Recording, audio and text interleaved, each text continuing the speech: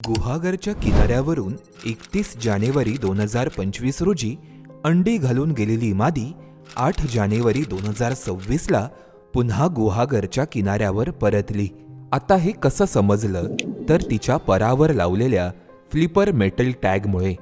यावरून हे सिद्ध झालंय की सागरी कासवं दरवर्षी एकाच किनाऱ्यावर अंडी घालण्यासाठी येतात.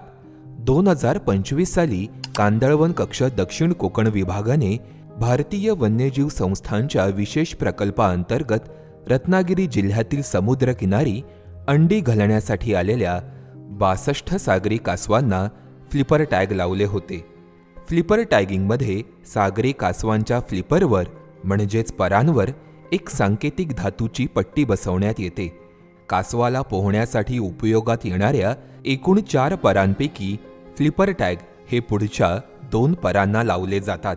या टॅगवर विशिष्ट सांकेतिक क्रमांक असतो आणि टॅग करणाऱ्या संस्थेचे नाव व संपर्क क्रमांक दिलेला असतो, ज्यामुळे हे कासव पुन्हा सापडल्यास टॅगवर नमूद केलेल्या माहितीवरून त्याची ओळख पटवता येईल. फ्लिपर टॅगिंगमुळे कासवाच्या सखोल स्थलांतराची माहिती मिळत नसली तरी विणी संदर्भातील दीर्घकालीन माहिती मिळण्यास मदत होते. कांदळवन विभाग दक्षिण कोकणच्या माध्यमातून रायगड, रत्नागिरी आणि सिंधुदुर्ग या तिन्ही जिल्ह्यामध्ये समुद्र किनाऱ्यांवर ऑलिव्ह रिडले कासवांची जी घरटी घालण्यासाठी, अंडी घालण्यासाठी कासव येतात.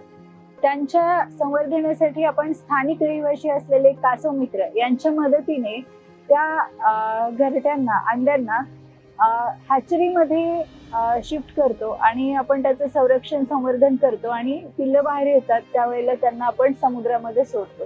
गुहागरचा समुद्र किनारा हा 5 भागांमध्ये विभागला आहे. आता 8 जानेवारी रोजी कासव मित्र शार्दूल तोडणकर यांना गुहागरच्या वरच्या पाट या किनाऱ्यावर सागरी कासवाची मादी अंडी घालताना दिसली. तिच्या परांवर सांकेतिक क्रमांक असलेला एक फ्लिपर टॅग त्यांना दिसला. या सांकेतिक क्रमांकावरून या मादीने 2025 साली गुहागरच्या बाग परिसरात अंडी घातल्याचे समजले.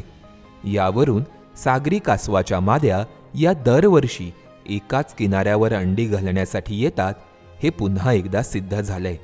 गेल्या वर्षी गुहागर येथे टॅग लावलेल्या माद्यांपैकी 3 माद्या त्याच वर्षी गुहागर किनाऱ्यावर दुसऱ्यांदा अंडी घालण्यासाठी आल्याची नोंदही करण्यात आली होती.